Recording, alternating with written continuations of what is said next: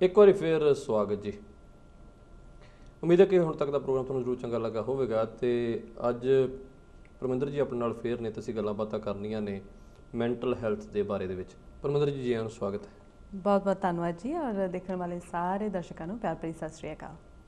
ਆਪਾਂ mental health बारे गलबात करनी है क्योंकि पहलियां दे विच ते ਇਹ ਇੱਕ ਮੁੱਦੇ ਦੀ ਹੀ ਸਮਝ ਨਹੀਂ ਸੀਗੀ ਕਿ ਮੈਂਟਲ ਹੈਲਥ ਦੇ ਜਿਹੜੇ ਸਾਈਡ ਇਫੈਕਟਸ ਨੇ ਉਹ ਕੀ ਹੋ ਸਕਦੇ ਨੇ। ਮੈਂਟਲ ਹੈਲਥ ਕਹਿੰਦੇ ਕਿਹਨੂੰ ਆ ਜੀ? ਸਾਡੀ ਮਾਨਸਿਕ ਸਥਿਤੀ ਉਹ ਅਫੈਕਟ ਕਰੇ ਜੇ ਸਾਡੇ ਮੂਡ ਨੂੰ, ਸਾਡੇ ਸੋਚ ਵਿਚਾਰ ਨੂੰ ਤੇ ਬਿਹੇਵੀਅਰ ਨੂੰ ਜੀ, ਉਹਨੂੰ ਸਾਡਾ ਮੈਂਟਲ ਸਟੇਟਸ ਕਹਿੰਦੇ ਨੇ। ਔਰ ਜਦੋਂ ਇਹਨਾਂ ਤਿੰਨਾਂ ਚੀਜ਼ਾਂ ਦੇ ਵਿੱਚ ਕਿਤੇ ਗੜਬੜ ਆਉਣ ਲੱਗ ਜਾਏ that means mental health illness prevails which means ਕਿ ਮਾਨਸਿਕ ਰੋਗ ਕਿਸੇ ਨਾ ਕਿਸੇ ਤਰ੍ਹਾਂ ਦਾ ਸਾਡੀ ਲਾਈਫ ਦੇ ਵਿੱਚ ਆ ਚੁੱਕਾ ਹੈ ਜੀ। ਔਰ ਛੋਟੇ ਤੋਂ ਲੈ ਕੇ ਵੱਡੇ there are so many different kinds of mental health। ਆਪਾਂ ਇਸ ਮੁੱਦੇ ਨੂੰ ਅੱਜ ਇਸ ਕਰਕੇ ਚੁੱਕਿਆ ਕਿਉਂਕਿ ਲਾਸਟ ਵੀਕ ਜਿਹੜਾ ਸੀ ਮੈਂਟਲ ਹੈਲਥ ਅਵੇਅਰਨੈਸ ਵੀਕ ਸੀਗਾ ਵਰਲਡ ਵਾਈਡ ਜੀ। ਔਰ ਆਪਣੀ ਕਮਿਊਨਿਟੀ ਨੂੰ ਵੀ ਜਾਗਰੂਕ ਹੋਣ ਦੀ ਲੋੜ ਹੈ ਕਿ there are so many issues ਜਿਹੜੇ ਕਿ ਆਪਾਂ ਆਮ ਆਪਣੇ ਘਰਾਂ 'ਚ ਦੇਖਦੇ ਹਾਂ ਪਰ ਅਸੀਂ ਕਹਿੰਦੇ ਆ ਵੀ ਇਹ ਤਾਂ ਐਵੇਂ ਹੀ ਆ, ਖਰੇ ਇਹ ਇਦਾਂ ਹੀ ਕਰਦਾ, ਬਿਹੇਵੀਅਰ ਵਾਈਜ਼ ਹੀ ਕਰਦਾ। ਇਹਨਾਂ ਚੀਜ਼ਾਂ ਦੇ ਇਲਾਜ ਕਰਾਉਣਾ ਬਹੁਤ ਜ਼ਰੂਰੀ ਹੈ। ਜਿਹੜੇ ਮਨ ਦੇ ਰੋਗ ਨੇ ਇਹ ਕਿਸ ਉਮਰ ਤੋਂ ਹੋ ਸਕਦੇ ਨੇ? ਕਿਸੇ ਵੀ ਏਜ ਗਰੁੱਪ ਤੋਂ। That could be a child born with it, ਬੱਚਾ ਪੈਦਾ ਵੀ ਹੋ ਸਕਦਾ ਉਸ ਚੀਜ਼ ਦੇ ਨਾਲ, ਕਿਸੇ ਵੀ ਝਟਕੇ ਦੇ ਨਾਲ, ਕਿਸੇ ਵੀ ਦੁੱਖ ਦੇ ਨਾਲ, ਸ਼ੌਕ ਦੇ ਨਾਲ ਸਾਨੂੰ ਵੀ ਹੋ ਸਕਦਾ ਹੈ। ਸੋ ਕਿਸੇ ਵੀ ਏਜ ਗਰੁੱਪ ਦੇ ਵਿੱਚ ਇਹ ਪ੍ਰੀਵੇਲ ਹੋ ਸਕਦੇ। ਬਜ਼ੁਰਗਾਂ ਦੇ ਅੰਦਰ ਲੋਨਲੀਨੈਸ, ਇਕੱਲਾਪਣ, ਆਪਣੀ ਜ਼ਿੰਦਗੀ ਤੋਂ ਆਪਣਾ ਜੀਵਨ ਸਾਥੀ ਗੁਆਉਣ ਤੋਂ ਬਾਅਦ ਕਿਸੇ ਵੀ ਸੋਚ ਵਿਚਾਰ ਟੈਨਸ਼ਨ 'ਚ ਚਲੇ ਜਾਣ ਤੋਂ ਇਸ ਕਿਸੇ ਵੀ ਏਜ ਗਰੁੱਪ ਦੇ ਵਿੱਚ ਜਿਹੜੇ ਨੇ ਉਹ ਪਾਏ ਜਾਂਦੇ ਨੇ।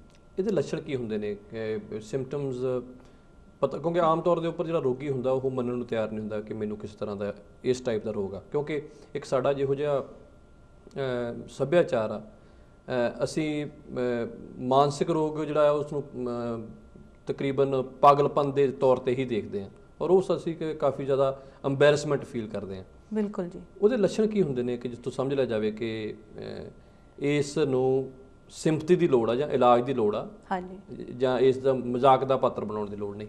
ਹਾਂਜੀ ਸਿੱਧੂ ਜੀ, ਪਹਿਲਾਂ ਤਾਂ ਇਹ ਜਾਣਨਾ ਜ਼ਰੂਰੀ ਹੈ ਕਿ ਮਾਨਸਿਕ ਰੋਗ ਕਿੰਨੀ ਤਰ੍ਹਾਂ ਦੇ ਹੋ ਸਕਦੇ ਨੇ ਕਿਉਂਕਿ ਲੱਛਣ ਜਿਹੜੇ ਨੇ ਵੇਰੀ ਕਰਦੇ ਨੇ according to which one it is ਜੀ। ਸੋ ਜਿਹੜੇ ਕਾਮਨ ਇੱਥੇ ਨੇ ਦੈਟ ਇਜ਼ ਅਸੀਂ ਕਹਿੰਦੇ ਡਿਪਰੈਸ਼ਨ ਦੇ ਬਹੁਤ ਮਰੀਜ਼ ਨੇ, ਐਂਗਜ਼ਾਇਟੀ ਦੇ ਬਹੁਤ ਸਾਰੇ ਮਰੀਜ਼ ਨੇ ਜੀ, ਈਟਿੰਗ ਡਿਸਆਰਡਰਸ ਦੇ ਬਹੁਤ ਸਾਰੇ ਮਰੀਜ਼ ਨੇ, ਡਰੱਗ ਐਡਿਕਸ਼ਨ ਦੇ ਬਹੁਤ ਸਾਰੇ ਮਰੀਜ਼ ਨੇ। ਦੈਨ ਲਾਸਟ ਆਈ ਵੁੱਡ ਸੇ ਸਾਈਜ਼ੋਫਰੇਨੀਆ, ਜਿਹਨੂੰ ਕਿ ਵਾਕਈ ਤੁਸੀਂ ਜਿੱਦਾਂ ਕਿਹਾ ਕਿ ਕਿਸੇ ਮਰੀਜ਼ ਦੀ ਇੰਨੀ ਕੁ ਜ਼ਹਿਨੀ ਸਿਚੁਏਸ਼ਨ ਖਰਾਬ ਹੈ ਕਿ ਉਹ ਪਾਗਲਪਨ 'ਚ ਚਲਾ ਗਿਆ। ਸੋ ਇਹ ਅਲੱਗ-ਅਲੱਗ ਤਰ੍ਹਾਂ ਦੇ ਨਾ ਇਹਨਾਂ ਦੇ ਲੱਛਣ ਵੀ ਜਿਹੜੇ ਨੇ ਵੇਰੀਏਸ਼ਨ ਜਿਹੜੀ ਹੈ it is according to the whichever category it is ਜੀ ਜੀ। ਸੋ ਜਿਹੜੀ ਜਦੋਂ ਮੰਨ ਲਓ ਕਿ ਕੋਈ ਮਰੀਜ਼ ਜਿਹੜਾ ਆ ਉਹ ਮਨੋਰੋਗੀ ਹੋ ਗਿਆ, ਹਾਂਜੀ, ਉਸ ਤੋਂ ਪਹਿਲਾਂ ਕਿ ਆਪਾਂ ਗੱਲਬਾਤ ਕਰੀਏ ਮੈਡੀਕਲ ਹੈਲਪ ਦੀ, ਆਲੇ ਦੁਆਲੇ ਦਾ ਉਹਨਾਂ ਦੀ ਅਪਰੋਚ ਕੀ ਹੋਣੀ ਚਾਹੀਦੀ ਹੈ? ਸਭ ਤੋਂ ਪਹਿਲਾਂ ਤਾਂ ਆਪਾਂ ਆਪਣੇ ਘਰ ਦੇ ਉਸ ਸ਼ਖਸ ਦੀ ਸਿਚੁਏਸ਼ਨ ਨੂੰ ਸਮਝਣ ਦੀ ਕੋਸ਼ਿਸ਼ ਕਰੀਏ। ਜੇ ਉਹ ਡਿਪਰੈਸ਼ਨ 'ਚ ਚਲਾ ਗਿਆ, ਜੋ ਆਪਣੇ ਆਪ ਨੂੰ ਕੱਟਣ ਲੱਗ ਗਿਆ, ਆਪਣੇ ਪਰਿਵਾਰ ਤੋਂ ਕੱਟਣ ਲੱਗ ਗਿਆ, ਸਾਰਿਆਂ ਦੇ ਅੰਦਰ ਬੈਠਦਾ ਨਹੀਂ ਹੈ ਜਾਂ ਹੱਸ ਕੇ ਗੱਲਬਾਤ ਨਹੀਂ ਕਰਦਾ, ਖਾਣਾ ਪੀਣਾ ਉਹਦਾ ਕੁਝ ਚੇਂਜ ਹੋ ਗਿਆ, ਨੈਗੇਟਿਵ ਥਾਟਸ ਆਉਣ ਲੱਗ ਗਈਆਂ ਨੇ, ਰਾਤਾਂ ਦੀ ਨੀਂਦ ਉੱਡ ਗਈ ਹੈ, ਬਿਹੇਵੀਅਰ ਅਗਰੈਸਿਵ ਹੋਣ ਲੱਗ ਗਿਆ ਜਾਂ ਚਿੜਚਿੜਾ ਹੋਣ ਲੱਗ ਗਿਆ। ਸੋ ਇਹ ਸਾਰੇ ਜਿਹੜੇ ਸਿੰਪਟਮਸ ਨੇ, ਸਾਡਾ ਸਭ ਤੋਂ ਪਹਿਲਾਂ ਹੈਗਾ ਕਿ ਉਹਨਾਂ ਨੂੰ ਰੂਲ ਆਊਟ ਕਰਨਾ ਕਿ ਮੇਰੇ ਬੱਚੇ ਦੇ ਵਿੱਚ ਜਾਂ ਮੇਰੀ ਵਾਈਫ ਦੇ ਵਿੱਚ ਜਾਂ ਮੇਰੇ ਹਸਬੈਂਡ ਦੇ ਵਿੱਚ ਕੋਈ ਚੇਂਜਸ ਆਈਆਂ ਨੇ, ਆਲ ਆਫ ਅ ਸਡਨ ਇਹ ਚੀਜ਼ ਹੋ ਰਹੀ ਹੈ। ਸੋ ਇਹਦਾ ਕੀ ਕਾਰਨ ਹੈ? ਸੋ ਉਹਨੂੰ ਫਿਰ ਆਈਸੋਲੇਟ ਕਰਨ ਤੋਂ ਬਾਅਦ ਹੀ ਅਸੀਂ ਜਿਹੜਾ ਮੈਡੀਕਲ ਹੈਲਪ ਵੱਲ ਗੱਲ ਕਰ ਸਕਦੇ ਹਾਂ। ਸੋ ਡਿਪਰੈਸ਼ਨ ਜਾਂ ਜਿਹਨੂੰ ਪ੍ਰੀ ਡਿਪਰੈਸ਼ਨ ਕਹਿੰਦੇ ਆਪਾਂ, ਇਹ ਮਨੋਰੋਗ ਦਾ ਹੀ ਇੱਕ ਹਿੱਸਾ ਹੈ ਜਾਂ ਫਿਰ ਇਟ ਇਜ਼ ਡਿਫਰੈਂਟ ਦੈਨ? ਨਹੀਂ ਜੀ, ਬਿਲਕੁਲ ਮਨੋਰੋਗ ਦਾ ਹੀ ਹਿੱਸਾ ਹੈ। ਸਭ ਤੋਂ ਪਹਿਲਾਂ ਹੀ ਡਿਪਰੈਸਿਵ ਸਟੇਟ ਹੈ, ਜਦੋਂ ਹੀ ਸਾਨੂੰ ਵਰੀ ਟੈਨਸ਼ਨ ਇੱਕਦਮ ਆਉਂਦੀ ਹੈ। ਪਹਿਲਾਂ ਡਿਪਰੈਸ਼ਨ ਭਾਵ ਸੈਡਨੈਸ, ਉਦਾਸੀਨਤਾ ਜਿਹੜੀ ਹੈ 24 ਘੰਟੇ ਸਾਡੇ ਉੱਤੇ ਛਾ ਜਾਂਦੀ ਹੈ। ਉਹ ਸਾਡੀ ਲਾਈਫ ਦੇ ਹਰ ਐਸਪੈਕਟ 'ਚ ਦਿਖ ਸਕਦੀ ਹੈ। ਮੇਰੇ ਕੰਮਕਾਰ ਤੇ ਮੈਨੂੰ ਕੰਮਕਾਰ 'ਚ ਵੀ ਜੀ ਨਹੀਂ ਲੱਗਦਾ, ਘਰੇ ਵੀ ਬੱਚਿਆਂ 'ਚ ਜੀ ਨਹੀਂ ਲੱਗਦਾ, ਬੱਚੇ ਆਲੇ ਦੁਆਲੇ ਰੌਲਾ ਪਾਉਂਦੇ ਨੇ, ਸਿਰ ਦੁਖਦਾ ਆ, ਇਹਨਾਂ ਦੀ ਆਵਾਜ਼ ਚੰਗੀ ਨਹੀਂ ਲੱਗਦੀ, ਚਾਨਣ ਚੰਗਾ ਨਹੀਂ ਲੱਗਦਾ, ਖਾਣਾ ਪੀਣਾ ਚੰਗਾ ਨਹੀਂ ਲੱਗਦਾ, ਕੋਈ ਵੀ ਮੇਰੇ ਆਲੇ ਦੁਆਲੇ ਕੀ ਗੱਲ ਕਰ ਰਿਹਾ ਉਹ ਮੈਨੂੰ ਸਾਰੀਆਂ ਚੀਜ਼ਾਂ ਬੁਰੀਆਂ ਲੱਗਦੀਆਂ ਨੇ। ਔਰ ਕੋਈ ਜੇ ਆਪਸ 'ਚ ਗੱਲ ਕਰ ਰਿਹਾ ਤਾਂ ਲੱਗਦਾ ਮੇਰੇ ਬਾਰੇ ਹੀ ਗੱਲ ਹੋ ਰਹੀ ਹੈ, ਨੈਗੇਟਿਵ ਥਾਟਸ। ਸੋ ਇਹ ਸਾਰਾ ਕੁਛ ਹੀ ਜਿਹੜਾ ਇਨੀਸ਼ੀਅਲ ਸਟੇਜ ਦੇ ਉੱਤੇ ਇਟ ਕਮਸ ਇਨ। ਕਈ ਵਾਰ ਹੁੰਦਾ ਕਿ ਵਿਅਕਤੀ ਕਹਿੰਦਾ ਕਿ ਮੇਰਾ ਰੋਣ ਨੂੰ ਬਹੁਤ ਦਿਲ ਕਰਦਾ, ਪਰ ਉਹ ਕਿਉਂਕਿ ਇਹ ਔਰਤਾਂ ਵਿੱਚ ਵੀ ਹੁੰਦਾ ਤੇ ਮਰਦਾਂ ਦੇ ਵਿੱਚ ਵੀ ਹੁੰਦਾ। ਕਈ ਵਾਰੀ ਮਰਦਾਂ ਦੀ ਇਹ ਪਰਸੈਪਸ਼ਨ ਬਣੀ ਹੈ ਕਿ ਮਰਦ ਰੋਇਆ ਨਹੀਂ ਕਰਦੇ। ਹਾਂਜੀ, ਸੋ ਜਿਹੜੀ ਜਦੋਂ ਜਦੋਂ ਉਹੋ ਜਿਹੀ ਚੀਜ਼ ਹੋਵੇ that is also called depression or could be something else? ਹਾਂਜੀ, this is also in relation to depression ਕਿ ਤੁਹਾਡਾ ਜਿਹੜਾ ਡਿਪਰੈਸਿਵ ਸਟੇਟ ਹੈ ਉਹ ਇੰਨੀ ਜ਼ਿਆਦਾ ਅੱਗੇ ਜਾ ਚੁੱਕੀ ਹੈ ਕਿ ਤੁਸੀਂ ਹਰ ਵੇਲੇ ਤੁਹਾਡਾ ਮਨ ਜਿਹੜਾ ਉਹ ਜਿੱਦਾਂ ਆਪਾਂ ਕਿਹਾ ਉਦਾਸੀਨਤਾ ਛਾਈ ਹੈ ਤੇ ਫਿਰ ਉਹਨੂੰ ਹਰ ਇੱਕ ਚੀਜ਼ ਬੁਰੀ ਲੱਗਦੀ ਹੈ, ਗਲਤ ਲੱਗਦੀ ਹੈ ਤੇ ਫਿਰ ਉਹਦਾ ਰੋਣ ਨੂੰ ਵੀ ਜੀ ਕਰਦਾ ਹੈ। ਜੇ ਕੋਈ ਗਾਣਾ ਸੁਣ ਲਿਆ ਜਾਂ ਕੁਝ ਕਈ ਵਾਰੀ ਹੁੰਦਾ ਕਿ ਕਈ ਵਾਰੀ ਕੋਈ ਆਪਾਂ ਸ਼ੋਅ ਦੇਖ ਰਹੇ ਹਾਂ, ਵਾਂਸ ਇਨ ਅ ਵਾਈਲ ਅਸੀਂ ਟੱਚੀ ਸਿਚੁਏਸ਼ਨ ਦੇਖ ਕੇ ਆਪਾਂ ਵੀ feel like crying, that is human nature. ਪਰ 24 ਘੰਟੇ ਜੇ ਮੈਨੂੰ ਇਕੱਲੇ ਬਹਿ ਕੇ ਇਕੱਲਾਪਨ ਪਸੰਦ ਹੈ ਤੇ ਉੱਥੇ ਬਹਿ ਕੇ ਮੇਰਾ ਮਨ ਲੱਗਦਾ ਕਿ ਮੈਂ ਕਿਉਂ ਜੀਣਾ ਵਾਂ ਜਾਂ ਸੁਸਾਈਡਲ ਥਾਟਸ ਆਉਂਦੀਆਂ ਤੇ ਇਹ ਸਾਰਾ ਜਿਹੜਾ ਉਹ ਡਿਪਰੈਸਿਵ ਸਟੇਟ ਆਫ ਮਾਈਂਡ। ਜੇ ਹੁਣ ਬਹੁਤ ਸਾਰੇ ਜਿਹੜੇ ਦਰਸ਼ਕ ਨੇ ਉਹ ਮਹਿਸੂਸ ਕਰਦੇ ਹੋਣਗੇ ਸ਼ਾਇਦ ਕੋਈ ਨਾ ਕੋਈ ਸਿੰਪਟਮ ਜਿਹੜਾ ਉਹਨਾਂ ਦੇ ਵਿੱਚ ਹੁੰਦਾ, ਉਸ ਵਿਅਕਤੀ ਨੂੰ ਜੇ ਪਤਾ ਲੱਗ ਜਾਂਦਾ ਕਿ ਮੈਂ ਮਨੋਰੋਗੀ ਜਾਂ ਫਿਰ ਇਸ ਤਰ੍ਹਾਂ ਦੇ ਕਿਸੇ ਸਿੰਪਟਮ ਦਾ ਸ਼ਿਕਾਰ ਹੋ ਰਿਹਾ, ਉਹਦੀ ਆਪਣੀ ਅਪਰੋਚ ਕੀ ਚਾਹੀਦੀ ਹੈ? ਸਭ ਤੋਂ ਪਹਿਲਾਂ ਪੋਜ਼ਿਟਿਵਿਟੀ। ਜੇ ਤੁਹਾਨੂੰ ਇਹੋ ਜਿਹੀ ਕੋਈ ਵੀ ਸਿਚੁਏਸ਼ਨ ਹੈਗੀ ਹੈ, ਤੁਸੀਂ ਇਹੋ ਜਿਹੀ ਕਿਸੇ ਵੀ ਚੀਜ਼ ਨਾਲ ਜੂਝ ਰਹੇ ਹੋ ਤਾਂ ਸਭ ਤੋਂ ਪਹਿਲਾਂ ਪੋਜ਼ਿਟਿਵ ਹੋਵੋ। ਇਹ ਜਾਣ ਲਿਆ ਜੇ ਤੁਸੀਂ ਕਿ ਤੁਹਾਨੂੰ ਇਸ ਚੀਜ਼ ਦੀ ਪ੍ਰੋਬਲਮ ਹੈ ਤਾਂ ਇਹਦੇ ਚੋਂ ਈਜ਼ੀਲੀ ਬਾਹਰ ਨਿਕਲਣ ਦੇ ਰਾਹ ਹੈਗੇ ਨੇ। ਸੋ ਅੰਦਰ ਨਾ ਵੜੋ, ਬਾਹਰ ਨਿਕਲ ਕੇ ਆਪਣੇ ਡਾਕਟਰ ਨਾਲ, ਆਪਣੀ ਫੈਮਿਲੀ ਨਾਲ, ਆਪਣੇ ਈਵਨ ਹੋਮਿਓਪੈਥਿਕ ਨੈਚੁਰਲ ਅਪਰੋਚ ਕਿਸੇ ਵੀ ਤਰ੍ਹਾਂ ਟ੍ਰੀਟਮੈਂਟ ਲੈਣ ਦੀ ਕੋਸ਼ਿਸ਼ ਕਰੋ, ਕਿਉਂਕਿ ਜਿੰਨਾ ਹੀ ਆਪਾਂ ਇਸ ਚੀਜ਼ ਨੂੰ ਲੁਕਾਉਣ ਦੀ ਕੋਸ਼ਿਸ਼ ਕਰਦੇ ਹਾਂ ਉਹ ਚੀਜ਼ ਵੱਧਦੀ ਹੀ ਜਾਂਦੀ ਹੈ। ਨਾ ਸੋਚੋ ਕਿ ਆਪਣੇ ਆਪ ਠੀਕ ਹੋ ਜਾਏਗੀ। ਆਮ ਤੌਰ ਤੇ ਹੁੰਦਾ ਕਿ ਜਦੋਂ ਆਦਮੀ ਜਿਹੜਾ ਉਹ ਇਸ ਢੰਗ ਨਾਲ ਉਦਾਸ ਰਹਿਣ ਲੱਗ ਪਿਆ ਜਾਂ ਫਿਰ ਜਿਹਨੂੰ ਆਪਾਂ ਡਿਪਰੈਸ਼ਨ ਦੇ ਵਿੱਚ ਹੋਣ ਲੱਗ ਪਿਆ, ਉਹ ਫਿਰ ਕੋਈ ਨਾ ਕੋਈ ਸਹਾਰਾ ਭਾਲਦਾ। ਉਦੋਂ ਫਿਰ ਆਮ ਤੌਰ ਦੇ ਉੱਪਰ ਉਹ ਨਸ਼ਿਆਂ ਵੱਲੋਂ ਆਕਰਸ਼ਿਤ ਹੁੰਦਾ, ਚਾਹੇ ਉਹ ਸ਼ਰਾਬ ਦੇ ਰੂਪ ਦੇ ਵਿੱਚ ਹੋਵੇ, ਚਾਹੇ ਉਹ ਮੈਰੀਜੁਆਨਾ ਦੇ ਰੂਪ ਦੇ ਵਿੱਚ ਹੋਵੇ, ਜਾਂ ਫਿਰ ਕੋਈ ਅਫੀਮ ਹੋਵੇ ਜਾਂ ਡੋਡੇ ਹੋਣ। ਇਹ ਵੀ ਕਾਰਨ ਹੋ ਸਕਦਾ ਕਿ ਉਹ ਉਸ ਨੂੰ ਸਹਾਰਾ ਲੈ ਕੇ ਉਹ ਆਪਣੇ ਆਪ ਨੂੰ ਬਾਹਰ ਕੱਢ ਸਕਦਾ। ਨਸ਼ਿਆਂ ਦੀ ਜਿਹੜੀ ਯੂਜ਼ ਹੈਗੀ ਹੈ, ਆਪਾਂ ਉਹਨੂੰ ਕਹੀਏ ਕਿ abuse is used one of the reason ਜਿਹੜੇ ਮਰੀਜ਼ ਨਸ਼ੇ ਵੱਲ ਜਾਂਦੇ ਨੇ, it is one of the reason depression. ਔਰ ਜਿਹੜਾ ਡਿਪਰੈਸਿਵ ਮਰੀਜ਼ ਆ ਉਹਦੇ ਵਾਸਤੇ ਬਾਹਰ ਨਿਕਲਣਾ ਜਿਹੜਾ ਹੋਰ ਵੀ ਔਖਾ ਹੋ ਜਾਂਦਾ, ਕਿਉਂਕਿ ਜੇ ਆਪਾਂ ਨੂੰ ਮੈਡੀਕਲ ਹੈਲਪ ਵੀ ਦਿੰਦੇ ਆ ਤਾਂ ਸਿਰਫ ਉਹਨੂੰ ਉਹਦੀ ਲਿਵਰ ਕਲੈਂਜ਼ਿੰਗ ਦੀ ਲੋੜ ਨਹੀਂ ਹੈਗੀ, ਜਾਂ ਉਹਨੂੰ ਉਹਦੀ ਐਡਿਕਸ਼ਨ ਨੂੰ ਘਟਾਉਣ ਦੀ ਲੋੜ ਨਹੀਂ, ਕ੍ਰੇਵਿੰਗ ਨੂੰ ਘਟਾਉਣ ਦੀ ਲੋੜ ਨਹੀਂ, ਨਾਲ ਦੀ ਨਾਲ ਉਹਦੇ ਮਨੋ ਸਥਿਤੀ ਨੂੰ ਵੀ ਇੰਪਰੂਵ ਕਰਨ ਦੀ ਲੋੜ ਹੈ। ਸੋ ਜੇ ਉਹਦੀ ਡਿਪਰੈਸਿਵ ਸਟੇਟ ਆਫ ਮਾਈਂਡ ਹੈਗੀ ਹੈ, 24 ਘੰਟੇ ਉਹਦਾ ਰੋਣ ਨੂੰ ਮਨ ਕਰਦਾ, ਤਾਂ ਪਹਿਲਾਂ ਉਹਦਾ ਇਲਾਜ ਉਸ ਜ਼ਰੀਏ ਤੋਂ ਹੋਣਾ ਚਾਹੀਦਾ ਹੈ ਤੇ ਫਿਰ ਉਹਦੀ ਐਡਿਕਸ਼ਨ ਵੱਲ ਕੰਮ ਕੀਤਾ ਜਾਏ ਤਾਂ ਕਿ ਉਹ ਤੰਦਰੁਸਤ ਹੋ ਸਕੇ। ਸੋ ਜਦੋਂ ਤੁਹਾਡੇ ਕੋਲ ਕੋਈ ਮਨੋਰੋਗੀ ਆਉਂਦਾ ਕਲੀਨਿਕ ਦੇ ਵਿੱਚ, ਤੁਸੀਂ ਕੀ ਕਰਦੇ ਹੋ? ਹੋਮਿਓਪੈਥੀ ਅਪਰੋਚ ਹਮੇਸ਼ਾ ਹੀ ਟੋਟੈਲਿਟੀ ਆਫ ਸਿੰਪਟਮਸ ਹੁੰਦੀ ਹੈ। ਸੋ ਚਾਹੇ ਉਹ ਮਨੋਰੋਗੀ ਹੈ ਜਾਂ ਐਡਿਕਸ਼ਨ ਦਾ ਮਰੀਜ਼ ਹੈ, ਪਹਿਲਾਂ ਦੀ ਕੇਸ ਹਿਸਟਰੀ ਲਿੱਤੀ ਜਾਂਦੀ ਹੈ। ਸੋ ਜੇ ਕੋਈ ਫੀਮੇਲ ਹੈਗੀ ਹੈ ਜਾਂ ਕੋਈ ਮੇਲ ਹੈ, ਉਹ ਆਪਣੀ ਪੂਰੀ ਆਪਾਂ ਉਹਨਾਂ ਦੀ ਕੇਸ ਹਿਸਟਰੀ ਲੈਂਦੇ ਹਾਂ, ਭਾਵ ਕਦੋਂ ਤੋਂ ਇਹ ਚੀਜ਼ ਸ਼ੁਰੂ ਹੋਈ, ਪਿੱਛੇ ਕੀ ਹਿਸਟਰੀ ਹੈਗੀ ਹੈ। ਸੋ ਉਹਦੇ ਤੋਂ ਅਸੀਂ ਐਨਾਲਾਈਜ਼ ਕਰਦੇ ਹਾਂ ਕਿ ਦਿਸ ਕੰਡੀਸ਼ਨ ਜਾਂ ਐਡਿਕਸ਼ਨ ਦੀ ਹੋਈ condition it started from a depressive state, ਕਿ ਉਹਦੀ ਫੈਮਿਲੀ ਦੇ ਵਿੱਚ ਆ ਇਸ਼ੂ ਸੀਗਾ, ਜਾਂ ਫਾਈਨੈਂਸ਼ੀਅਲ ਸਿਚੁਏਸ਼ਨ ਹੋਈ ਸੀਗੀ, ਜਾਂ ਕੋਈ ਵੀ ਬੈਂਕਰਪਸੀ ਸਿਚੁਏਸ਼ਨ ਸੀ ਜਿੱਤੋਂ ਅਪਸੈਟ ਹੋਇਆ, ਜਾਂ ਕੋਈ ਫੈਮਿਲੀ ਬ੍ਰੇਕਡਾਊਨ ਹੋਈ, ਉਹਦੀ ਡਿਵੋਰਸ ਹੋਇਆ, ਉਹ ਆਪਣੇ ਬੱਚੇ ਨਹੀਂ ਭੁੱਲ ਸਕਿਆ, ਉਹ ਸਾਰੀ ਸਿਚੁਏਸ਼ਨ ਤੋਂ ਬਾਅਦ ਉਹ ਐਡਿਕਸ਼ਨ 'ਚ ਆਇਆ, ਤਾਂ ਪਹਿਲਾਂ ਉਹਦੀ ਮੈਂਟਲ ਸਟੇਟ ਦੇ ਉੱਤੇ ਕੰਮ ਕੀਤਾ ਜਾਂਦਾ ਹੈ। ਔਰ ਹੋਮਿਓਪੈਥੀ ਦੇ ਅੰਦਰ ਮਾਈਂਡ ਪ੍ਰਾਇਮਰੀ ਹੈ, ਸਭ ਤੋਂ ਉੱਤੇ, ਸਭ ਤੋਂ ਇੰਪੋਰਟੈਂਟ ਸਿੰਪਟਮਸ ਜਿਹੜੇ ਨੇ ਉਹ ਮੈਂਟਲ ਸਿੰਪਟਮਸ ਨੂੰ ਲਿਆ ਜਾਂਦਾ। ਸੋ ਉਹਨਾਂ ਨੂੰ ਟਰੀਟ ਕਰਕੇ ਫਿਰ ਅਸੀਂ ਨਾਲ ਦੀ ਨਾਲ ਐਡਿਕਸ਼ਨਸ ਦੇ ਟਰੀਟਮੈਂਟ ਦਿੰਦੇ ਹਾਂ ਤਾਂ ਕਿ ਮਰੀਜ਼ ਜਿਹੜਾ ਆਪਣੀ ਸਿਹਤਮੰਦ ਜ਼ਿੰਦਗੀ ਦੁਬਾਰਾ ਬਤੀਤ ਕਰ ਸਕੇ। ਬੱਚਿਆਂ ਦੇ ਵਿੱਚ ਖਾਸ ਕਰਕੇ ਜਿਹੜੇ ਟੀਨੇਜਰਸ ਨੇ ਜੀ, ਹਾਂਜੀ, ਉਹਨਾਂ ਦੇ ਵਿੱਚ ਕੋਈ, ਕਿਉਂਕਿ ਜ਼ਿੰਦਗੀ ਦੇ ਵਿੱਚ ਕੋਈ ਏਡਾ ਵੱਡਾ ਕੋਈ ਫਾਈਨੈਂਸ਼ੀਅਲ ਲਾਸ ਵੀ ਨਹੀਂ ਹੁੰਦਾ, ਜਾਂ ਫਿਰ ਉਹਨਾਂ ਦੇ ਮਨ ਦੇ ਉੱਪਰ ਕੋਈ ਬੋਝ ਨਹੀਂ ਹੁੰਦਾ ਕਿ ਉਹਨਾਂ ਨੇ ਘਰ ਦੀਆਂ ਕਿਸ਼ਤਾਂ ਮੋੜਨੀਆਂ ਨੇ, ਜਾਂ ਜਿਹੜਾ ਬੱਚਿਆਂ ਦਾ ਵੀ ਡਿਪਰੈਸ਼ਨ ਆਉਂਦਾ ਜਾਂ ਬੱਚਿਆਂ ਨੂੰ ਜਿਹੜੇ ਆ ਮੈਂਟਲ ਹੈਲਥ ਪ੍ਰੋਬਲਮਸ ਆਉਂਦੀਆਂ ਨੇ, ਉਹਨਾਂ ਦੇ ਮੇਜਰ ਕਾਰਨ ਕੀ ਹੁੰਦੇ ਨੇ? ਸਭ ਤੋਂ ਪਹਿਲਾਂ ਤਾਂ ਇੱਕ ਨਸ਼ਾ, ਜਿਵੇਂ ਕਿ ਨਸ਼ਾ ਬੱਚੇ ਕਿਉਰਿਓਸਿਟੀ ਕਰਕੇ ਸ਼ੁਰੂ ਕਰਦੇ ਨੇ, ਫਰੈਂਡ ਨੇ ਮੈਨੂੰ ਕਿਹਾ ਤੂੰ ਵੀ ਯੂਜ਼ ਕਰਕੇ ਦੇਖ, ਇਟਸ ਗੁੱਡ। ਸੋ ਕਿਉਰਿਓਸਿਟੀ ਤੋਂ ਭਾਵ ਉਹਨਾਂ ਨੇ ਜੋ ਹੀ ਇਸ ਚੀਜ਼ ਨੂੰ ਟਰਾਈ ਕੀਤਾ, ਉਹਨਾਂ ਨੂੰ ਚੰਗਾ ਲੱਗਾ, ਸੋ ਦੇ ਵੈਂਟ ਇਨਟੂ ਐਡਿਕਸ਼ਨ।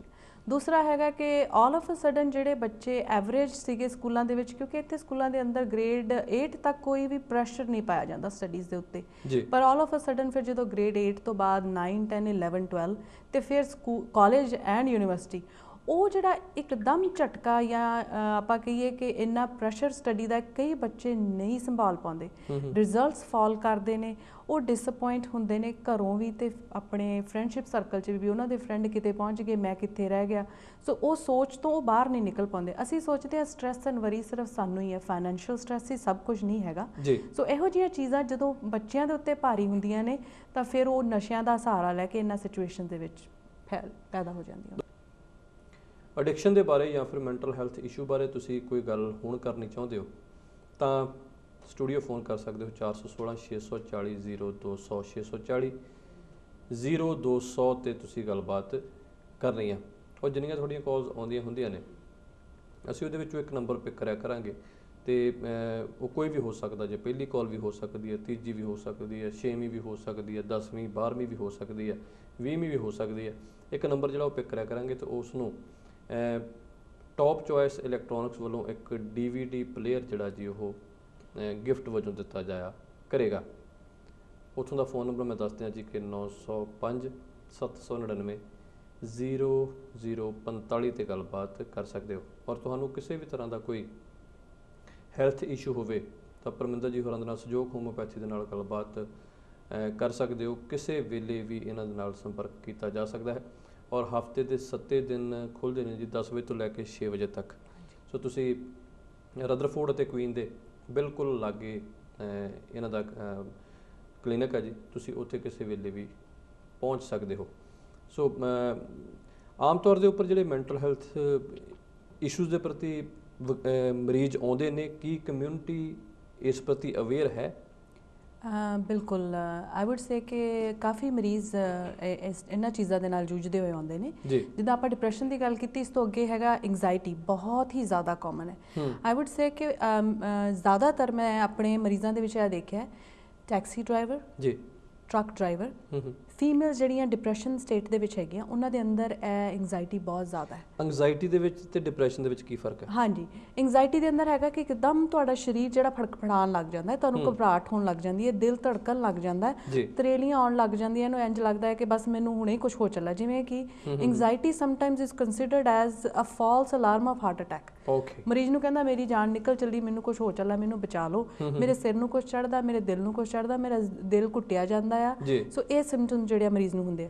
ਔਰ ਜ਼ਿਆਦਾਤਰ ਮਰੀਜ਼ ਨੂੰ ਇਹ ਸਿੰਪਟਮਸ ਡਰਾਈਵਿੰਗ ਵੇਲੇ ਹੁੰਦੇ ਨੇ, ਗੱਡੀ ਚਲਾਉਣ ਲੱਗੇ। ਬਹੁਤ ਸਾਰੇ ਮਰੀਜ਼ ਆ ਕੇ ਕਹਿੰਦੇ ਨੇ ਜੀ ਮੈਂ ਜਦੋਂ ਗੱਡੀ ਚਲਾ ਰਿਹਾ ਵਾਂ ਉਦੋਂ ਮੈਨੂੰ ਪਤਾ ਨਹੀਂ ਕੀ ਹੋਣ ਲੱਗ ਜਾਂਦਾ, ਜਾਂ ਮੈਂ ਐਲੀਵੇਟਰ 'ਚ ਜਾਂਦਾ ਤਾਂ ਮੇਰਾ ਸਾਹ ਘੁੱਟਦਾ, ਜਾਂ ਮੈਂ ਐਸਕੇਲੇਟਰ 'ਤੇ ਚੜ੍ਹਦੀ ਹਾਂ ਤਾਂ ਮੈਨੂੰ ਪ੍ਰੋਬਲਮ ਹੁੰਦੀ ਹੈ, ਮੈਂ ਬੰਦ ਕਮਰੇ 'ਚ ਜਾਂਦੀ ਹਾਂ ਤਾਂ ਮੈਨੂੰ ਪ੍ਰੋਬਲਮ ਹੁੰਦੀ ਹੈ, ਮੈਂ ਜਹਾਜ਼ 'ਚ ਬੈਠਦਾ ਤਾਂ ਮੈਨੂੰ ਲੱਗਦਾ ਬਸ ਮੈਨੂੰ ਬਾਹਰ ਕੱਢ ਦਿਓ, ਮੈਨੂੰ ਇੱਥੇ ਮਰ ਜਾਣਾ। These are all anxiety symptoms. So ਉਹਨਾਂ ਨੂੰ ਇੰਝ ਲੱਗਦਾ ਹੈ ਕਿ ਮੈਂ ਇੱਥੇ ਮੇਰੀ ਜਾਨ ਚਲੀ ਜਾਣੀ ਹੈ। ਸੋ ਇਹ ਚੀਜ਼ ਦੇ ਨਾਲ ਵੀ ਜਿਹੜੀ ਆਪਣੀ ਕਮਿਊਨਿਟੀ ਦੇ ਵਿੱਚ ਬਹੁਤ ਹੀ ਜ਼ਿਆਦਾ ਇਸ਼ੂਜ਼ ਜਿਹੜੇ ਨੇ ਉਹ ਡਿਵੈਲਪ ਹੋ ਰਹੇ ਨੇ ਔਰ ਮਰੀਜ਼ ਇਸ ਚੀਜ਼ ਨਾਲ ਜੂਝ ਰਹੇ ਨੇ ਔਰ ਐਂਟੀ ਐਂਗਜ਼ਾਇਟੀ ਡਿਪਰੈਸ਼ਨ ਮੈਡੀਕੇਸ਼ਨਸ ਲੈ ਰਹੇ ਨੇ, ਪਰ ਉਹਨਾਂ ਨੂੰ ਇਲਾਜ ਨਹੀਂ ਮਿਲ ਰਿਹਾ। ਅਸੀਂ ਇਹਨਾਂ ਚੀਜ਼ਾਂ ਦਾ ਇਲਾਜ ਲੱਛਣਾਂ ਦੇ ਆਧਾਰ ਦੇ ਉੱਤੇ ਕਰਦੇ ਹਾਂ ਕਿ ਕਿਸ ਵੇਲੇ ਇਹ ਸਿੰਪਟਮਸ ਐਗਰੇਵੇਟ ਹੁੰਦੇ ਨੇ ਔਰ ਹਰ ਮਰੀਜ਼ ਦੇ ਐਗਰੇਵੇਸ਼ਨ ਪੁਆਇੰਟਸ ਡਿਫਰੈਂਟ ਨੇ। ਜਿੱਦਾਂ ਤੁਹਾਨੂੰ ਦੱਸਿਆ ਕਿ ਕੋਈ ਆ ਕੇ ਕਹਿੰਦਾ ਵੀ ਮੈਂ ਜਹਾਜ਼ 'ਚ ਬੰਦ ਕਮਰੇ 'ਚ ਨਹੀਂ ਬਹਿ ਸਕਦਾ, ਜਾਂ ਕੋਈ ਕਹਿੰਦਾ ਵੀ ਮੈਂ ਐਲੀਵੇਟਰ 'ਚ ਗਿਆ ਮੇਰਾ ਸਾਹ ਘੁੱਟਿਆ ਜਾਂਦਾ ਹੈ, ਮੈਨੂੰ ਅੱਗ ਦੇਖ ਕੇ ਘਬਰਾਹਟ ਹੁੰਦੀ ਹੈ, ਜਾਂ ਮੈਨੂੰ ਸੇਕ ਦੇ ਨਾਲ ਘਬਰਾਹਟ ਹੁੰਦੀ ਹੈ। ਸੋ ਆਲ ਦੋਜ਼ ਆਰ ਐਗਰੇਵੇਸ਼ਨ ਸਿੰਪਟਮਸ। ਔਰ ਹੋਮਿਓਪੈਥੀ ਦੇ ਅੰਦਰ ਇਹਨਾਂ ਲੱਛਣਾਂ ਦੀ ਵੇਰੀਏਸ਼ਨ ਦੇ ਆਧਾਰ ਦੇ ਉੱਤੇ ਦਵਾਈ ਬਦਲ ਜਾਂਦੀ ਹੈ ਔਰ ਇਸ ਤਰ੍ਹਾਂ ਹੀ ਜਿਉਂ ਆਪਾਂ ਰੈਪੇਟਾਈਜ਼ ਕਰਕੇ ਸਹੀ ਦਵਾਈ ਮਰੀਜ਼ ਨੂੰ ਦਿੰਦੇ ਆ, ਉਹਨਾਂ ਦੀ ਐਂਗਜ਼ਾਇਟੀ ਪਰਮਨੈਂਟਲੀ ਚਲੀ ਜਾਂਦੀ ਹੈ, ਉਹਨਾਂ ਨੂੰ ਐਂਟੀ ਡਿਪਰੈਸ਼ਨ ਮੈਡੀਕੇਸ਼ਨਸ ਨਹੀਂ ਲੈਣੀ ਪੈਂਦੀਆਂ। ਆਮ ਤੌਰ ਦੇ ਉੱਪਰ ਕਈ ਲੋਕ ਕਹਿੰਦੇ ਨੇ ਕਿ ਜਿਹੜੇ ਖਾਸ ਕਰਕੇ ਵਹਿਮਾਂ ਭਰਮਾਂ ਦੇ ਵਿੱਚ ਵਿਸ਼ਵਾਸ ਰੱਖਦੇ ਨੇ, ਬਿਲਕੁਲ ਜੀ, ਉਹਨਾਂ ਨੂੰ ਸੁਪਨੇ ਜ਼ਿਆਦਾ ਆਉਂਦੇ ਨੇ, ਜਾਂ ਫਿਰ ਉਹ ਅੱਖਾਂ ਖੋਲ੍ਹਦੇ ਨੇ ਤੇ ਉਹਨਾਂ ਨੂੰ ਅੱਗਿਓਂ ਕੋਈ ਚੀਜ਼ਾਂ ਦਿਸਦੀਆਂ ਨੇ, ਕੰਨਾਂ ਦੇ ਵਿੱਚ ਆਵਾਜ਼ਾਂ ਜਿਹੜੀਆਂ ਨੇ ਵੱਖਰੀਆਂ ਵੱਖਰੀਆਂ ਪੈਂਦੀਆਂ ਨੇ, ਤੇ ਉੱਠ ਕੇ ਫਿਰ ਕਹਾਣੀਆਂ ਸੁਣਾਉਣ ਲੱਗ ਜਾਂਦੇ ਕਿ ਮੇਰੇ ਤੇ ਕਿਸ ਦਾ ਭੂਤ ਆ ਜੀ, ਫਿਰ ਦਮ ਘੁੱਟਦਾ ਜੀ, ਹਾਂਜੀ, ਤੇ ਪੰਜਾਬੀ 'ਚ ਉਹ ਟਰਮ ਵਰਤਦੇ ਹੁੰਦੇ ਜਿਹਨੂੰ ਦਾਬਾ ਪੈਂਦਾ ਜੀ। ਕੀ ਇਹ ਸਾਰੀਆਂ ਜਿਹੜੀਆਂ ਇਹ ਮਨੋਰੋਗ ਦੇ ਲੱਛਣ ਨੇ? ਬਿਲਕੁਲ ਜੀ, ਇਹਨੂੰ ਸਾਈਜ਼ੋਫਰੇਨੀਆ ਕਹਿੰਦੇ ਨੇ। ਪਰਸੈਪਸ਼ਨ ਆਫ ਰਿਐਲਿਟੀ ਬਦਲ ਜਾਂਦਾ ਹੈ ਮਰੀਜ਼ ਲਈ। ਭਾਵ ਮਰੀਜ਼ ਨੂੰ ਜੋ ਨਹੀਂ ਹੈਗਾ ਉਹ ਦਿਸਦਾ ਹੈ ਤੇ ਜੋ ਹੈਗਾ ਉਹ ਬਿਲੀਵ ਨਹੀਂ ਕਰਦਾ ਜੀ। ਸੋ ਉਹ ਕਹਿੰਦਾ ਵੀ ਬਾਰੀ 'ਚੋਂ ਮੈਨੂੰ ਕੋਈ ਝਾਤੀਆਂ ਮਾਰਦਾ, ਬਾਰੀਆਂ ਢੱਕ ਦਿਓ, ਜਾਂ ਉਹ ਕਹੇਗਾ ਮੇਰੇ ਪਿੱਛੇ ਕੋਈ ਤੁਰਿਆ ਫਿਰਦਾ, ਜਾਂ ਉਹਨੂੰ ਕਹਿੰਦਾ ਵੀ ਹਰ ਕੋਈ ਮੇਰੇ ਹੀ ਅਗੇਂਸਟ ਕੁਝ ਪਲਾਨ ਕਰ ਰਿਹਾ, ਜਾਂ ਹਰ ਕੋਈ ਮੇਰੇ ਤੋਂ ਜੈਲਸ ਹੈ, ਜਾਂ ਫਿਰ ਮਰੀਜ਼ ਹੀ ਹਰ ਇੱਕ ਤੋਂ ਜੈਲਸ ਹੁੰਦਾ।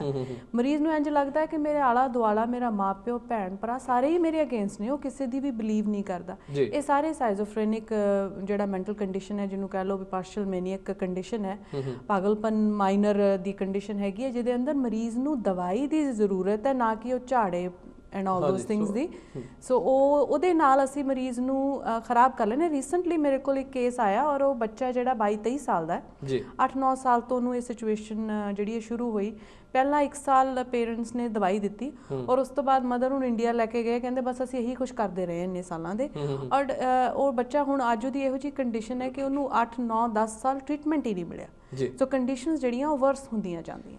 ਇਹ ਅੱਜ ਤੋਂ ਮੈਨੂੰ ਯਾਦ ਆ ਕਿ ਇੱਕ ਤਾਂ ਪਹਿਲਾਂ ਮੈਨੂੰ ਵੀਡੀਓ ਰਿਮਾਈਂਡ ਹੋਈ ਕਿ ਫੇਸਬੁੱਕ ਦੇ ਉੱਪਰ ਵੀਡੀਓ ਹੈ ਜੀ, ਬੰਦਾ ਸਾਊਥ ਇੰਡੀਅਨ ਆ ਜੀ, ਉਹ ਜਹਾਜ਼ ਦੇ ਵਿੱਚ ਬੈਠਾ ਤੇ ਉਹ ਉੱਚੀ ਉੱਚੀ ਰੌਲਾ ਪਾ ਰਿਹਾ ਵੀ ਮੈਂ ਮਰ ਜਾਣਾ, ਮੈਂ ਮਰ ਜਾਣਾ। ਉਹ ਜਿਹੜੇ ਨਾਲ ਵੈਸੇ ਜਿਹੜੇ ਬਾਕੀ ਦੇ ਆਲੇ ਦੁਆਲੇ ਜਿਹੜੇ ਉਹਦੇ ਸਵਾਰੀਆਂ ਬੈਠੀਆਂ ਸੀਗੀਆਂ ਉਹ ਵੀ ਸਿਆਣੀਆਂ ਸੀਗੀਆਂ, ਉਹ ਉਹਨੂੰ ਧਰਵਾਸਾ ਦੇ ਰਹੀਆਂ ਸੀ। ਦੋ ਤਿੰਨਾਂ ਬੰਦਿਆਂ ਨੇ ਉਹਨੂੰ ਫੜਿਆ ਸੀ ਤੇ ਉਹ ਉੱਚੀ ਉੱਚੀ ਗਾਲਾਂ ਕੱਢ ਰਿਹਾ।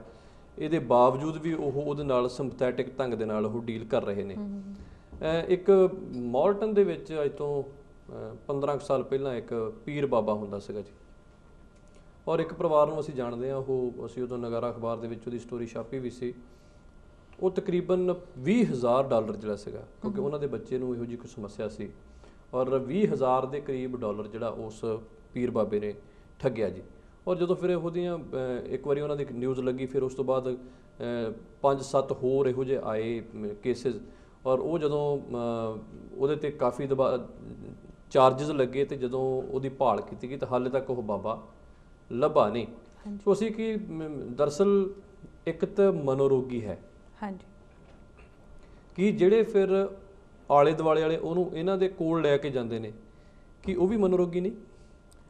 ਇੱਕ ਤਰੀਕੇ ਨਾਲ ਕਹਿ ਸਕਦੇ ਹਾਂ, ਪਰ ਦੂਸਰੇ ਪਾਸੇ ਇਹ ਵੀ ਹੈ ਕਿ ਜਦੋਂ ਕੁਝ ਨਹੀਂ ਲੱਭਦਾ ਜਾਂ ਤੁਹਾਨੂੰ ਰਾਹ ਨਹੀਂ ਪਤਾ, ਜੇ ਤੁਹਾਨੂੰ ਨੌਲੇਜ ਨਹੀਂ ਹੈਗੀ ਤਾਂ ਲੱਭਣ ਦੀ ਕੋਸ਼ਿਸ਼ ਕਰੋ, ਆਪਣੇ ਫੈਮਿਲੀ ਫਿਜ਼ੀਸ਼ੀਅਨ ਨਾਲ ਗੱਲ ਕਰੋ ਤਾਂ ਕਿ ਇਹਦਾ ਇਲਾਜ ਹੋ ਸਕੇ। ਅਦਰ ਦੈਨ ਜਿਹੜਾ ਤੁਸੀਂ ਕਿਹਾ ਕਿ ਜੇ ਆਪਾਂ ਵੀ ਉਹੀ ਕਰਨ ਲੱਗੇ, ਉਹਨਾਂ ਚੀਜ਼ਾਂ 'ਚ ਬਿਲੀਵ ਕਰਨ ਲੱਗੇ ਤਾਂ ਹਾਂਜੀ ਪਾਰਸ਼ਲੀ ਅਸੀਂ ਵੀ ਮਨੋਰੋਗੇਗਾ ਜੀ। ਇਹ ਸਮਝਣ ਲੱਗ ਗਏ ਕਿ ਇਸ ਬੱਚੇ ਨੂੰ ਇਹਦੇ ਦਿਮਾਗ ਤੇ ਕੁਝ ਚੜ ਗਿਆ ਜੀ, ਇਹਨੂੰ ਕੋਈ ਭੂਤ ਚੜ ਗਿਆ। Those are not realities. ਇਹ ਚੀਜ਼ ਮੰਨ ਲਓ, ਇਹੋ ਜਿਹੀਆਂ ਚੀਜ਼ਾਂ ਲਾਈਫ ਦੇ ਵਿੱਚ ਕਿਤੇ ਵੀ ਦੁਨੀਆ ਦੇ ਵਿੱਚ ਐਗਜ਼ਿਸਟ ਨਹੀਂ ਕਰਦੀਆਂ।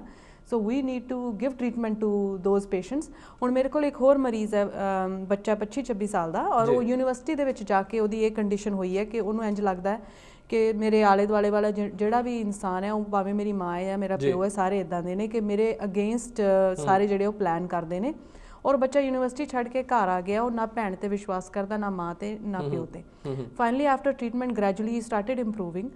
ਸਡਨ ਅਟੈਕ ਉਹਨੂੰ ਇਹੋ ਜਿਹਾ ਹੋਇਆ ਕਿ ਉਹਨੂੰ ਇੰਝ ਲੱਗਦਾ ਹੈ ਕਿ ਮੈਨੂੰ ਕਿਸੇ ਨੇ ਪੋਜੈਸ ਕਰ ਲਿਆ, ਮੇਰੇ ਅੰਦਰ ਕੁਝ ਬੋਲਦਾ ਹੈ ਔਰ ਮੈਨੂੰ ਕਮਾਂਡ ਕਰਦਾ ਕੁਝ ਗਲਤ ਕਰਨ ਵਾਸਤੇ। ਔਰ ਉਹਦੀ ਮਦਰ ਆ ਕੇ ਕੰਪਲੇਨ ਕਰਦੇ ਨੇ ਕਿ ਇਹ ਜੀ ਸਾਨੂੰ ਰਾਤ ਕਹਿੰਦਾ ਵੀ ਮੇਰੇ ਡੈਡੀ ਤੁਸੀਂ ਇੱਕ ਹੱਥ ਫੜ ਲਓ, ਮੰਮੀ ਤੁਸੀਂ ਦੂਸਰਾ ਹੱਥ ਫੜ ਲਓ, ਵੀ ਮੈਂ ਅੰਦਰ ਦੀ ਆਵਾਜ਼ ਮੈਨੂੰ ਕਹਿੰਦੀ ਤੂੰ ਆਪਣੇ ਆਪ ਨੂੰ ਖਤਮ ਕਰ ਲੈ, ਜੇ ਤੁਸੀਂ ਮੈਨੂੰ ਨਾ ਬਚਾਇਆ ਤਾਂ ਮੈਂ ਕਰ ਲਾਂਗਾ। ਔਰ ਇਹ ਇੱਕ ਰਿਐਲਿਟੀ ਹੈ। ਇਹ ਸਾਈਜ਼ੋਫਰੈਨਿਕ ਪੇਸ਼ੈਂਟ ਹੈ ਜਿਹਦੇ ਸਿੰਪਟਮਸ ਨੇ। ਸੋ ਤੁਸੀਂ ਇਹ ਨਾ ਸਮਝੋ ਕਿ ਇਹਨੂੰ ਭੂਤ ਚੜ ਗਿਆ ਤੇ ਇਹਨੂੰ ਬਾਬੇ ਕੋਲ ਲੈ ਜਾਓ। ਉਸ ਮਰੀਜ਼ ਨੂੰ ਟ੍ਰੀਟਮੈਂਟ ਦੀ ਜ਼ਰੂਰਤ ਹੈ। ਸੋ ਆਪਾਂ before it is to late, ਕੋਈ ਇਹੋ ਜਿਹਾ ਐਕਸੀਡੈਂਟ ਹੋਵੇ, ਆਪਾਂ ਨੂੰ ਉਸ ਬੱਚੇ ਨੂੰ ਜਾਂ ਕਿਸੇ ਵੀ ਉਹੋ ਜਿਹੇ ਇਨਸਾਨ ਨੂੰ ਟ੍ਰੀਟਮੈਂਟ ਕਰਵਾਉਣ ਦੀ ਜ਼ਰੂਰਤ ਹੈ। ਸਾਡੀ ਜਿਹੜੀ ਤੁਸੀਂ ਇਹਨਾਂ ਬਿਮਾਰੀਆਂ ਦੀ ਹੋਮੋਪੈਥੀ ਦੇ ਜ਼ਰੀਏ ਕਿਸ ਢੰਗ ਨਾਲ ਟ੍ਰੀਟਮੈਂਟ ਕਰਦੇ ਹੋ?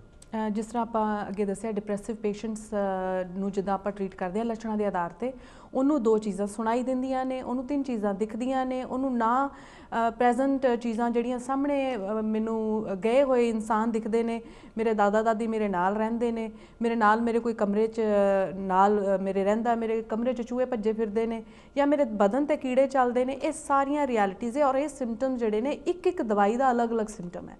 ਸੋ ਅਸੀਂ ਮਰੀਜ਼ ਦੇ ਜਿਹੜੇ ਸਪੈਸੀਫਿਕ ਸਿੰਪਟਮਸ ਨੇ ਉਹਨਾਂ ਨੂੰ ਦਵਾਈਆਂ ਦੇ ਲੱਛਣਾਂ ਨਾਲ ਮੈਚ ਕਰਕੇ ਟ੍ਰੀਟਮੈਂਟ ਦਿੰਦੇ ਹਾਂ, ਜਿਹਦੇ ਨਾਲ ਕਿ ਸੇਫ ਟ੍ਰੀਟਮੈਂਟ ਹੈ, ਨਾ ਹੀ ਕੋਈ ਸਾਈਡ ਇਫੈਕਟ ਹੈ, ਨਾ ਕੋਈ ਡਿਪੈਂਡੈਂਸੀ ਹੈ, ਔਰ ਮਰੀਜ਼ ਇਹਨਾਂ ਹਾਲਤਾਂ 'ਚੋਂ ਬਿਲਕੁਲ ਬਾਹਰ ਆ ਜਾਂਦਾ ਸੇਫਲੀ। ਮੈਨੂੰ ਚੂਹੇ ਤੋਂ ਗੱਲ ਚੇਤੇ ਆ ਗਈ। ਹਾਂ, ਇੱਕ ਜਿਹੜੇ ਲੋਕ ਕਈਆਂ ਦੇ ਵਿੱਚ ਹੁੰਦਾ ਕਿ ਉਹ ਕਿਸੇ ਨਾ ਕਿਸੇ ਚੀਜ਼ ਦਾ ਮਨ ਦੇ ਵਿੱਚ ਡਰ ਹੁੰਦਾ। ਕਈ ਜਿਹੜੇ ਨੇ ਜੋ ਕਾਕਰੋਚ ਤੋਂ ਬਹੁਤ ਡਰਦੇ ਨੇ, ਕਈ ਜਿਹੜੇ ਨੇ ਉਹ ਸੁੰਡੀ ਤੋਂ ਬਹੁਤ ਡਰਦੇ ਨੇ, ਕਈ ਚੂਹੇ ਤੋਂ ਬਹੁਤ ਡਰਦੇ ਨੇ, ਕਈ ਚੂਹਿਆਂ ਦੇ ਨਾਲ ਖੇਡਦੇ ਨੇ ਜੀ, ਕਈ ਚੂਹਾ ਕਿਤੇ ਲਿਖਿਆ ਵੀ ਹੋਵੇ ਉਹ ਪੜ੍ਹ ਨਹੀਂ ਸਕਦੇ, ਕਈ ਜਿਹੜੇ ਨੇ ਉਹ ਜੇ ਕਿਤੇ TV ਦੇ ਉੱਪਰ ਚੂਹਿਆਂ ਦੀ ਵੀਡੀਓ ਆ ਜਾਏ ਤਾਂ ਉਦੋਂ ਚੀਕਾਂ ਮਾਰਨ ਲੱਗ ਪੈਂਦੇ ਨੇ, ਕਿਰਲੀਆਂ ਤੋਂ ਡਰਦੇ ਨੇ। ਇਹ ਵੀ ਕੋਈ ਮਨੋਰੋਗ ਹੋ ਸਕਦਾ ਹੈ, ਕੋਈ ਵਹਿਮ ਹੋ ਸਕਦਾ? ਬਿਲਕੁਲ ਜੀ, ਇਹਨਾਂ ਦੇ ਵੀ ਟ੍ਰੀਟਮੈਂਟ ਹੈਗੇ ਨੇ। ਇਹਨਾਂ ਨੂੰ ਕਿਹਾ ਜਾਂਦਾ ਫੀਅਰਸ ਐਂਡ ਫੋਬੀਆਜ਼ ਜੀ। So fears and phobias could be of anything. ਉਹ ਛੋਟੀ ਜਿਹੀ ਚੀਜ਼ ਵੀ ਹੋ ਸਕਦੀ ਹੈ ਔਰ ਵੱਡੀ ਚੀਜ਼ ਵੀ ਹੋ ਸਕਦੀ ਹੈ, ਔਰ ਇਹਨਾਂ ਦੇ ਵੀ ਬਹੁਤ ਹੀ ਇਫੈਕਟਿਵ ਟ੍ਰੀਟਮੈਂਟਸ ਹੋਮਿਓਪੈਥੀ ਦੇ ਅੰਦਰ ਹੈਗੇ ਨੇ। ਹਾਂਜੀ, ਕਿਉਂਕਿ ਮੇਰੇ ਵਾਈਫ ਚੂਹੇ ਤੋਂ ਬਹੁਤ ਡਰਦੇ ਨੇ। ਸੋ ਉਹ ਐਕਚੁਅਲੀ ਕਈ ਵਾਰੀ ਇਹ ਜਿਹੜਾ ਇੱਕ ਟੋਏ ਹੁੰਦਾ ਨਾ ਚੂਹਾ, ਇੰਡੀਆ ਦੀ ਗੱਲ ਆ ਕਿ ਪਤਾ ਆ ਕਿ ਟੋਏ ਆ ਇਹ ਸਿੱਲਾਂ ਤੇ ਚੱਲਦਾ, ਉਹਦੇ ਵੱਲ ਦੇਖ ਕੇ ਤੇ ਹੁਣ ਸਾਡੇ ਘਰ ਦੇ ਵਿੱਚ ਇਹ ਬੜਾ ਹੁੰਦਾ ਕਿ ਰਾਤੀ ਬੇਟਾ ਮੇਰਾ 8 ਸਾਲ ਦਾ ਜੀ, ਤੇ ਉਹਨੇ ਸ਼ਰਾਰਤ ਕਰਨੀ ਹੁੰਦੀ ਆ ਵੀ ਮਮਾ ਚੂਹੀ, ਪਤਾ ਆ ਵੀ ਬੈਡਰੂਮ ਦੇ ਵਿੱਚ ਚੂਹੀ ਕਿੱਥੋਂ ਆ ਗਈ ਜੀ, ਪਰ ਫਿਰ ਵੀ ਉਹਨਾਂ ਨੇ ਫਿਰ ਵੀ ਚੀਕ ਮਾਰ ਦੇਣੀ ਹੈ।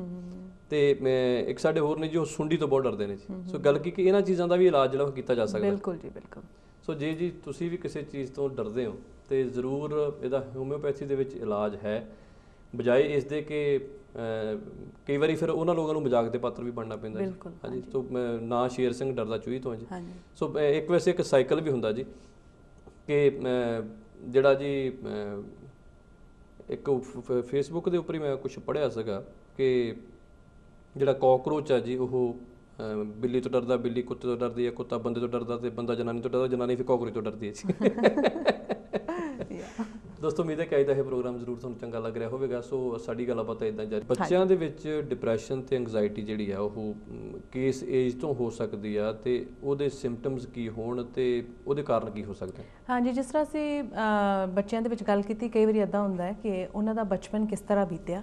ਜੇ ਮਾਂ-ਪਿਓ ਦਾ ਜਿਹੜਾ ਰਿਲੇਸ਼ਨਸ਼ਿਪ ਹੈ ਉਹ ਅੱਛਾ ਨਹੀਂ ਹੈ, ਬੱਚੇ ਦੀ ਡਿਵੈਲਪਮੈਂਟ ਬਾਈ ਬਰਥ ਹੀ ਉਹਨਾਂ ਨੂੰ ਇੰਝ ਦੇਖਣ ਨੂੰ ਮਿਲਿਆ ਹੈ ਕਿ ਹਰ ਰੋਜ਼ ਘਰ ਦੇ ਵਿੱਚ ਲੜਾਈ ਝਗੜਾ ਹੈ, ਜਾਂ ਟੈਨਸ਼ਨ ਹੈ, ਜਾਂ ਮਾਰ ਕੁਟਾਈ ਹੈ, ਜਾਂ ਫਾਦਰ ਰੋਜ਼ ਡਰਿੰਕ ਕਰਦਾ ਹੈ, ਅਬਿਊਜ਼ ਹੈ, ਵਿਚ ਮੀਨਸ ਕਿ ਜਿਹੜੇ ਬੱਚੇ ਨੇ ਬਚਪਨ 'ਚ ਹੀ ਅਬਿਊਜ਼ ਦੇਖਿਆ, ਉਹ ਮੈਂਟਲੀ ਡਿਪਰੈਸ, ਸੈਡ ਤੇ ਐਂਗਜ਼ਾਇਟੀ ਦਾ ਮਰੀਜ਼ ਹੋ ਸਕਦਾ ਹੈ। ਦੂਸਰੇ ਪਾਸੇ ਜਿੱਦਾਂ ਆਪਾਂ ਗੱਲ ਕੀਤੀ ਕਿ ਟੀਨੇਜ 'ਚ ਆ ਕੇ ਜੇ ਇਹੋ ਜਿਹੀ ਕੋਈ ਵੀ ਡਿਵੈਲਪਮੈਂਟਲ ਸਿਚੁਏਸ਼ਨ ਉਹਨਾਂ ਦੇ ਅੰਦਰ ਨਹੀਂ ਆਈ, ਉਹਨਾਂ ਦਾ ਚਾਈਲਡਹੁੱਡ ਬੜਾ ਅੱਛਾ ਸੀ, ਅਸੀਂ ਉਹਨਾਂ ਨੂੰ ਅੱਛੀ ਤਰਬੀਅਤ ਦਿੱਤੀ ਹੈ, ਪਰ ਫਿਰ ਵੀ ਪੜ੍ਹਾਈ ਦੇ ਵਿੱਚ ਉਹਨਾਂ ਨੂੰ ਹੱਥ ਉਹਨਾਂ ਦਾ ਤੰਗ ਹੀ ਸੀਗਾ ਬੱਚਿਆਂ ਦਾ, ਤੇ all of a sudden university ਜਾਂ ਕਾਲਜ ਲੈਵਲ ਤੇ ਜਾ ਕੇ ਪ੍ਰੈਸ਼ਰ ਵਧਿਆ ਤੇ ਉਹ ਜਿਹੜਾ ਉਹ ਨਹੀਂ ਚੱਲ ਸਕੇ, ਤੇ ਉਹਦੇ ਨਾਲ ਵੀ ਜਿਹੜਾ, ਕਿਉਂਕਿ ਉਹ ਸਾਡੀ ਸੁਸਾਇਟੀ ਦੇ ਵਿੱਚ ਇਹ ਜ਼ਰੂਰਤ ਹੈ ਕਿ ਅਸੀਂ ਬੱਚਿਆਂ ਤੇ ਪੈਸਾ ਲਾਉਣ ਨੂੰ ਡਰਦੇ ਨਹੀਂ। ਅਸੀਂ ਕਹਿੰਦੇ ਆ ਵੀ ਅਸੀਂ ਇਹ ਵੀ ਕਰਾਵਾਂਗੇ, ਉਹ ਵੀ ਕਰਾਵਾਂਗੇ। ਜੇ ਬੱਚਾ ਗ੍ਰੇਡ 12 ਚੰਗੀ ਤਰ੍ਹਾਂ ਨਹੀਂ ਪਾਸ ਹੋਇਆ ਨਾ, ਅਸੀਂ ਬਾਹਰਲੇ ਪ੍ਰਾਈਵੇਟ ਸਕੂਲਾਂ ਕਾਲਜਾਂ ਦੇ ਵਿੱਚੋਂ ਉਹਨਾਂ ਦੀਆਂ ਡਿਗਰੀਆਂ ਨੂੰ ਗ੍ਰੇਡਸ ਨੂੰ ਇੰਪਰੂਵ ਕਰਾ ਕੇ ਯੂਨੀਵਰਸਿਟੀਆਂ 'ਚ ਅਸੀਂ ਪਹੁੰਚਾ ਦਿੰਦੇ ਹਾਂ। ਤੇ ਅਸੀਂ ਜਦੋਂ ਯੂਨੀਵਰਸਿਟੀ ਪਹੁੰਚਾ ਦਿੰਦੇ, ਸਾਨੂੰ ਅੰਦਰ ਖਾਤੇ ਪਤਾ ਸਾਡਾ ਬੱਚਾ ਕੇਪੇਬਲ ਨਹੀਂ, ਤੇ ਬੱਚਾ ਕਰੇਗਾ ਕੀ ਉੱਥੇ? ਸੋ ਉਹਦੇ ਨਾਲ ਜਿਹੜੀ ਹੈ ਬੱਚੇ ਦੀ ਮੈਂਟਲ ਸਟੇਟ ਇਹ ਹੋ ਜਾਂਦੀ ਹੈ ਕਿ ਉਹ ਇਨਕੇਪੇਬਲ ਆਪਣੇ ਹੁਣ ਉੱਥੋਂ ਕਿੱਦਾਂ ਪ੍ਰੂਵ ਕਰੇ? ਗ੍ਰੇਡ 11 12 ਤਾਂ ਮਾਪਿਆਂ ਨੇ ਚੇਂਜ ਕਰਤਾ, ਹੁਣ ਉੱਥੇ ਯੂਨੀਵਰਸਿਟੀ ਦੇ ਵਿੱਚ ਮਾਪੇ ਕੁਝ ਨਹੀਂ ਕਰ ਸਕਦੇ। ਸੋ ਉਹ ਸਿਚੁਏਸ਼ਨ ਜਿਹੜੀ ਹੈ ਬੱਚੇ ਨੂੰ ਡਿਪਰੈਸ਼ਨ 'ਚ ਲੈ ਜਾਂਦੀ ਹੈ। ਸੋ ਇਹ ਤਾਂ ਹੈਗੀਆਂ ਕਿ ਜਿਹੜੀਆਂ ਐਕਵਾਇਰਡ ਪ੍ਰੋਬਲਮਸ ਹੈਗੀਆਂ ਆਲੇ ਦੁਆਲੇ ਦੇ ਨਾਲ, ਪਰ ਕਈ ਪ੍ਰੋਬਲਮਸ ਇਹੋ ਜਿਹੀਆਂ ਨੇ ਜਿਹੜੀਆਂ ਬੱਚੇ ਬੌਰਨ ਹੁੰਦੇ ਨੇ ਉਹਨਾਂ ਦੇ ਨਾਲ। ਠੀਕ ਹੈ, ਬੱਚੇ ਪੈਦਾ ਹੀ ਉਹਨਾਂ ਇਸ਼ੂਜ਼ ਦੇ ਨਾਲ ਹੋਏ ਨੇ। ਸੋ ਜਿਵੇਂ ਕਿ ਬੱਚਾ ADD ਦੇ ਨਾਲ, attention deficit hyperactive disorder, ਜਾਂ ਫਿਰ ਆਟਿਜ਼ਮ ਦੇ ਨਾਲ। ਸੋ ਉਹ ਬੱਚੇ ਜਿਹੜੇ ਨੇ ਕਾਫੀ ਆਈ ਵੁੱਡ ਸੇ ਕਿ ਉਹਨਾਂ ਦੇ ਉੱਤੇ ਸਾਨੂੰ ਟਾਈਮ ਦੇਣਾ ਬਹੁਤ ਜ਼ਰੂਰੀ ਹੈ, ਕਿਉਂਕਿ ਉਹ ਬੱਚਿਆਂ ਦੇ ਅੰਦਰ ਉਹਨਾਂ ਦੀ ਲਾਈਫ, ਜੇ ਆਪਾਂ ਅੱਜ ਇਨੀਸ਼ੀਅਲ ਸਟੇਜ ਤੋਂ ਉਹਨਾਂ ਨੂੰ ਹੈਲਪ ਨਹੀਂ ਦਿੰਦੇ ਆ ਤੇ they are lost in this world. ਮੈਨੂੰ ਹੁਣੇ ਇਹ ਜਿਹੜੇ ਹਾਈਪਰ, ਕਈ ਵਾਰੀ ਹੁੰਦਾ ਕਿ ਬੱਚੇ ਜਿਹੜੇ ਨੇ ਉਹ ਕੋਈ ਜੇ ਕੋਈ ਗੈਸਟ ਆ ਗਿਆ ਤੇ ਉਦੋਂ ਉਹ ਜਿਹਨੂੰ ਆਪਾਂ ਕਹਿੰਦੇ ਚਾਂਬਲ ਜਾਂਦੇ ਨੇ, ਫਿਰ ਉਹ ਸੋਫਿਆਂ ਦੇ ਉੱਪਰ ਛਾਲਾਂ ਮਾਰਨਗੇ, ਇਹ ਨਹੀਂ ਦੇਖਦੇ ਵੀ ਕਿਹਦੇ ਕਿੱਥੇ ਵੱਜਦੀ ਆ। ਹਾਂਜੀ, ਇਹ ਵੀ ਕੋਈ ਮਾਨਸਿਕ ਰੋਗ ਹੋ ਸਕਦਾ ਜਾਂ ਫਿਰ? ਹਾਂਜੀ, ਨਹੀਂ, ਜੇ ਤਾਂ ਬੱਚਾ ਸਿਚੁਏਸ਼ਨਲ ਕਰਦਾ, ਐਕਸਾਈਟਡ ਹੋ ਕੇ ਕਰਦਾ ਹੈ ਵੀ ਸਿਰਫ ਜਦੋਂ ਕੋਈ ਆਇਆ ਗਿਆ ਜਾਂ ਕੋਈ ਉਹਦਾ ਕੋਈ ਇਹੋ ਜਿਹੇ ਫੈਮਿਲੀ ਫਰੈਂਡਸ ਆਏ ਨੇ ਜਿੱਥੇ ਉਹਨਾਂ ਦਾ ਕੋਈ ਹਾਣੀ ਹੈ ਤਾਂ ਉਹਨਾਂ ਦੇ ਸਾਹਮਣੇ ਕਰਤਾ, ਦੈਟਸ ਡਿਫਰੈਂਟ।